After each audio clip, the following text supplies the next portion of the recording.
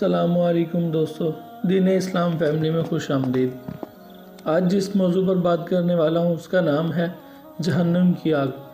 دوستو، جہنم کی آگ کی حرارت کے متعلق اللہ تعالیٰ قرآن پاک میں فرماتے ہیں، یعنی فرما دو جہنم کی آگ سب سے زیادہ سخت گرم ہے، اور حضور صلی اللہ علیہ وسلم کا ارشاد ہے، تمہاری یہ آگ جہنم کی آگ سے 70 حصوں میں سے ایک حصہ ہے۔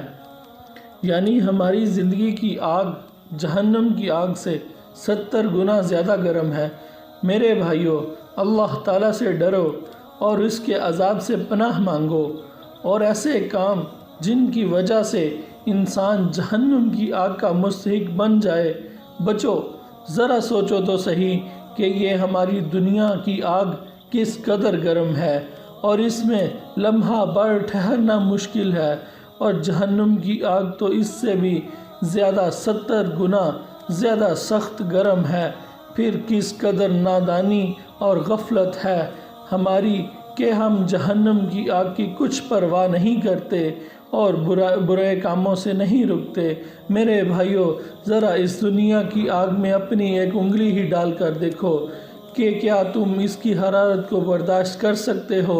اگر نہیں تو سوچو کہ جہنم کی آگ جو اس آگ سے بھی کئی گنا زیادہ سخت گرم ہے، اس کو کیسے برداشت کر سکو گے؟ اللہ بچائے اپنے عذاب سے، اور ہمیں توفیق دے کہ ہم اس کے عذاب سے بچنے کی کوشش کریں۔ بھائیوں، آج کل کچھ ایسا غفلت کا دور ہے کہ بعض لوگ بڑی بے نیازی کے ساتھ کہتے ہیں، اجی خدا جہاں چاہے ہمیں بھیج دے، ہم خوش ہیں۔ توبہ توبہ، کس قدر جرأت کا مظاہرہ کیا جاتا ہے کہ ہم جہنم میں بھی خوش ہیں۔ بھائیوں، جہنم کی حقیقت پر ایمان لے آؤ اور اس کی حرارت و تپش سے بچنے کی کوشش کرو۔ جزاک اللہ۔